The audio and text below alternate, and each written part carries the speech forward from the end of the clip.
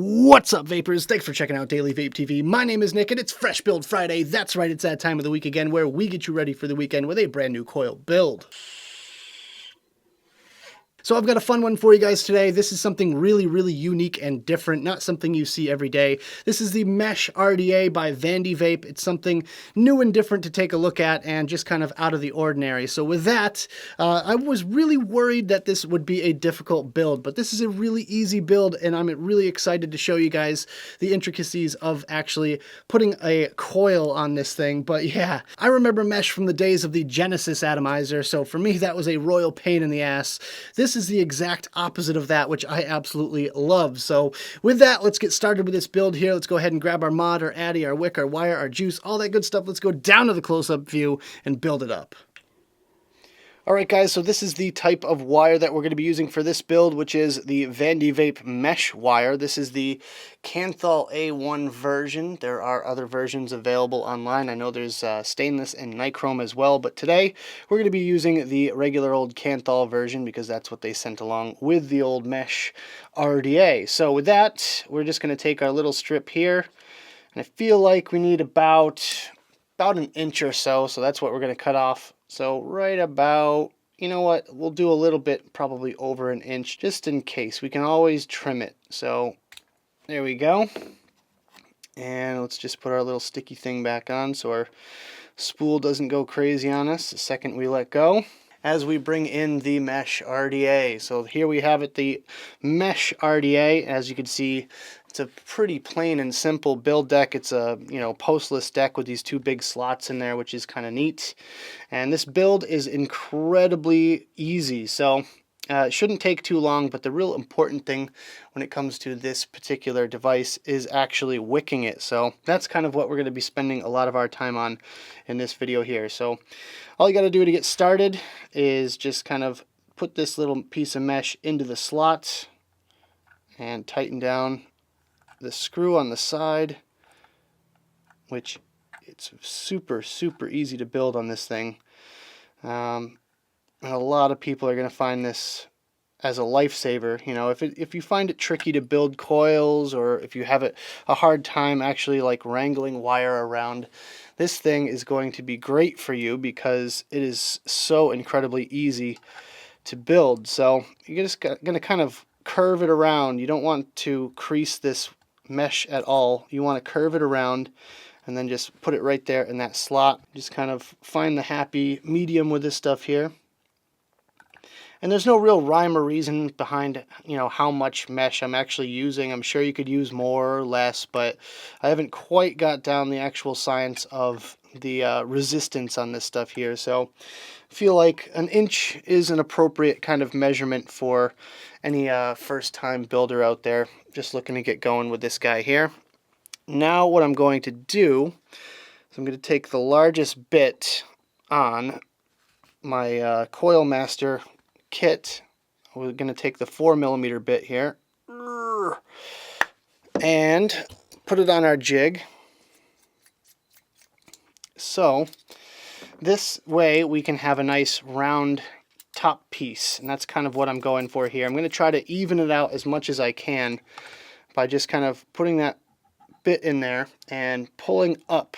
We're going to kind of just pull up on it a little bit, and we're going to do that from both sides. Try to make this as even as possible and as round as possible. Just kind of make sure everything's good and snug in there. And that's all she wrote. So let's turn on our ohm reader here. Alright, and right now I believe this is in fire mode, so we can switch it over. There we go. 0.15. Actually, that's pretty good. That's kind of where I wanted this to be built down to. So I can use it around, 100 watts or so comfortably. And that's a decent resistance for what we're going to be putting it on today, which is the RX Gen 3. So there we go. Let's go back over to fire mode. And we're just going to test fire this real quick. There you go. You can see some of that glow on there. So as you can see, it kind of glows from the top to the outer edge, which is kind of interesting, just to see exactly where, it heats up first. And there's no good way to temper this this stuff. I haven't really found a good way, so I kind of just heat it up a whole bunch of times and just let it work out the hot spots on its own here. And always, always, always double check your screws, because you never know. They might loosen up a little bit as you're firing it. There we go.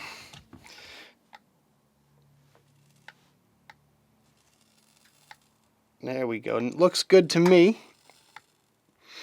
We are looking good here, so I think all we got to do now is wick it. So I'm just going to transfer it now quickly over to the RX Gen 3, and then we'll get started with the wicking. So here's what we're working with so far, and I feel like it's looking pretty darn good.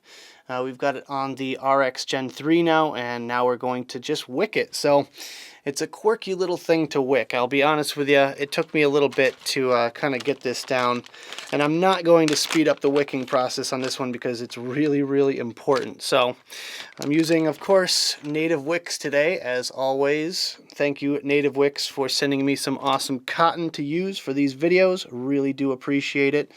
So yeah, we're probably just going to take about 1.5 inches here, about 1.5 inch strip, and snip it just like that. And this stuff it's a really interesting wicking technique because you want to use a good amount of cotton. I mean, that is a pretty thick amount right there.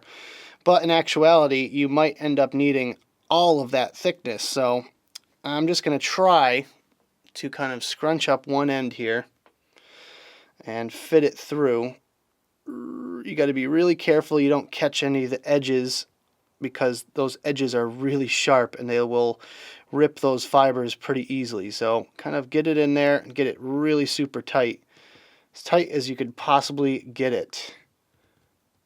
And you want to make sure it's tight on the top and the bottom.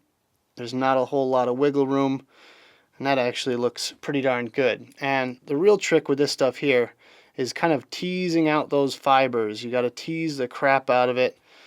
And I know I'm going to be wasting a little bit of cotton here, but tease out those fibers as much as you can. Just kind of get them all kind of spread out, and then wiggle it back and forth. That will kind of lock it up tight. You want this stuff as like almost knotted up, so to speak. So basically you just want to kind of get this stuff as fluffy as possible and as just knotted as possible, essentially. So it becomes nice and tight in there. Now, next thing you want to do is kind of trim this right at the edge of the deck. At least that's the way I've been doing it. Some people leave a little bit of extra. I like cutting it right at the edge of the deck here.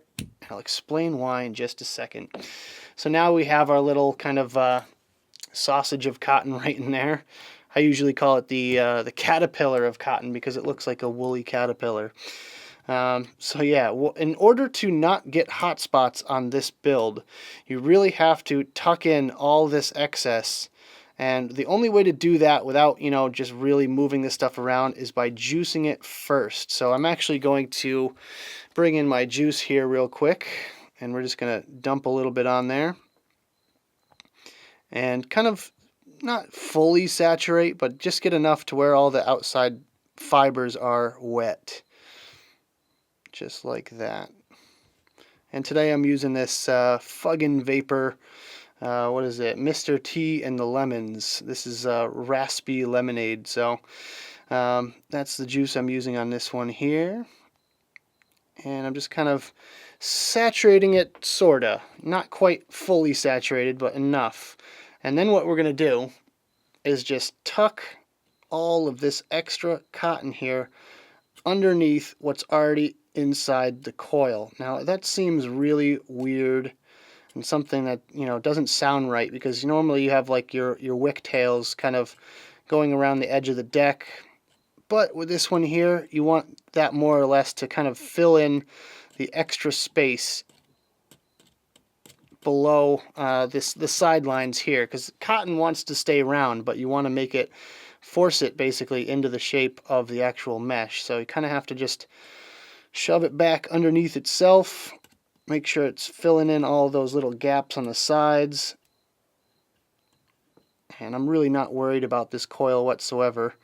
It's in there pretty darn secure, and Not like any extra excess kind of wicking is going to make that much of a difference, because dripping on this thing is more of a pain than I would say like squonking, because with squonking it feeds it directly underneath this little mesh piece here, which is actually perfect. So eventually I'm going to do this build for a squonk, because it's actually good for a mechanical squonker as well. So so eventually I might do another build for Fresh Build Friday with this one here for a squonker, and we'll test that out, because I've always been kind of curious. But I've been kind of enjoying dripping on it the past couple of weeks, and I wanted to share it with you guys. So that looks pretty darn good to me. Let's go ahead and turn our mod on right now. Right now I'm at 33 watts, so pretty fairly low wattage. And we're just going to give it a quick little test fire. Make sure there's no hot spots. That's rule number one when it comes to test firing your coils. So I'm actually going to raise it up to about 50 watts now, because that was barely any vapor production. So we're just going to test it out at 50. Now we get a little bit more heat to the coil. A couple little fireworks, getting juice everywhere. But so far, no hot spots, which is definitely a good sign. Get a lot of like that juice kind of boiling off. And definitely a spitty little coil. We're going to raise up the wattage once again. We're at 70 watts now. Just want to make sure all that cotton stays in place. And after a while, you know, I was worried about the first 50 times I dripped on this thing that cotton was going to get out of place and I was going to get hot spots, but then I just kind of dripped on it and vaped on it without any worries whatsoever. So really, I'm pretty comfortable with this thing so far. Let's test this out at 70 watts. Oh, got a lot more spitting going on, and it's time for a little bit more juice here. Just a little bit, because you really don't want to overfill this juice well. Where the juice well should be, I should say. Oh, yeah, so lots of firecrackers now. I'm getting juice, hot juice all over my hands, but luckily, no major hot spots, which is perfect. That's really good. So a little bit more juice there, and we'll end up at our final resistance of about 90 watts here. Alright, so we're at 90 watts right now. Let's give it one final test. Again, pretty spitty, but overall I'm very happy with its performance. So that's about it. That's about all you have to know for building on the Mesh RDA. Let's go back to the main screen, have a quick vape on this thing, and we'll talk about it some more. Alright guys, I hope you enjoyed the build section of the video. Now let's talk about the coil that we just put on our Mesh RDA. And really, I don't even know what to call it. I wouldn't really necessarily call it a coil, because it doesn't even go a full revolution. So I don't know, maybe something like a bridge. What do you guys think? Just drop a comment down there in the box below and let me know what you think we should call this. But in any case, this was a fun little departure from the norm. It was just something different and just a nice, quick and easy build. So our final resistance came in at 0.14 ohms, which it actually dropped down 0.01, because it started off as 0.15 and ended up at 0.14, so it dropped down a little tiny bit. Not sure why that is. Maybe I had the screw loose or something like that, and once I tightened it up, it actually dropped down to the final resistance. But in either case, right now I'm vaping it at 90 watts, which is kind of like my top tier when it comes to the wattage on this one here. I'm sure some of you guys could probably vape this a little bit higher, considering the voltage is only at 3.55, but with that, it's kind of a very unique animal in its own, just because I feel like any higher voltage on this thing and I'm gonna end up with a hot spot. I am constantly fearing the hot spots with this one here, but so far so good, I gotta say, and I'm definitely pleased with that. But in any case, the first category, as always, is the heat. The heat on this one right now is pretty up there. For me, it's kind of a little bit on the warmer side. It's definitely kind of the hot kind of build, even with the airflow completely wide open on the Mesh RDA. It's a little bit hot for my liking, but then again, it gives me the vapor production and satisfaction that I'm looking for. So I guess I can take a little bit as long as it doesn't get too hot. I can't really chain vape this one too much. My second category is the ramp up and ramp down time. The ramp up time is almost non-existent. I'm gonna say a quarter second or so before it gets really fired up. And this is a very angry coil. You saw in the close-ups that it was kind of popping and spitting everywhere. That's because of all of those little tiny wires kind of intertwined in there, and that just causes so many little air gaps for juice to get into and expand and then pop. So with that, it does pop quite a bit. It spits a little bit at first when you just first trip it, but after the first rip, you're good to go. And the ramp up time itself is very short. So definitely pleased with that at 90 watts here. Let's go ahead and have a vape on this thing and we'll check out the ramp down time.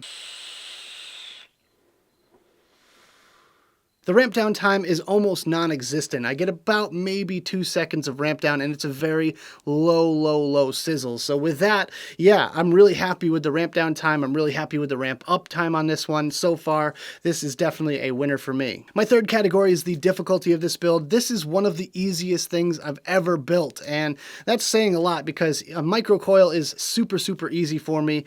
With this one here, all you have to do is clamp one side, flip it over, clamp the other side, and you're pretty much good to go. There's barely any tuning that you have to do.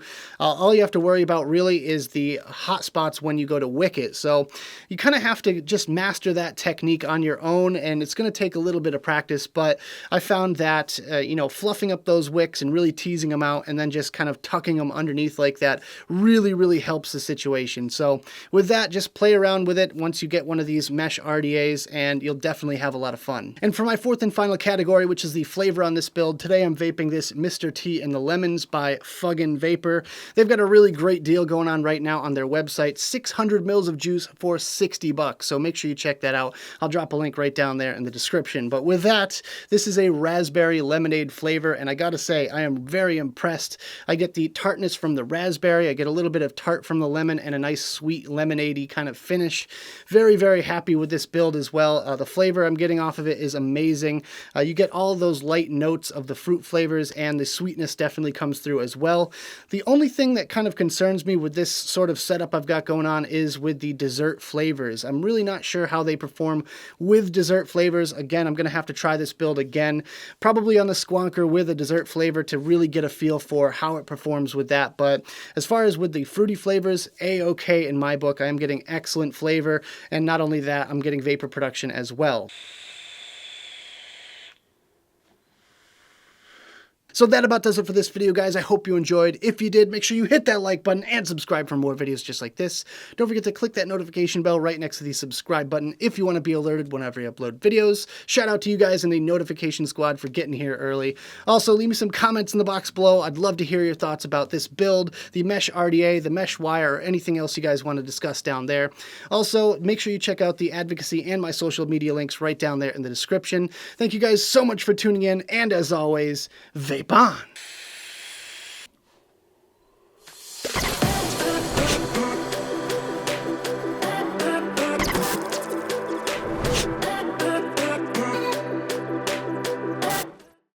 Hold on. I gotta do extra rootin' tootin' for Dwayne. Fresh Build Friday!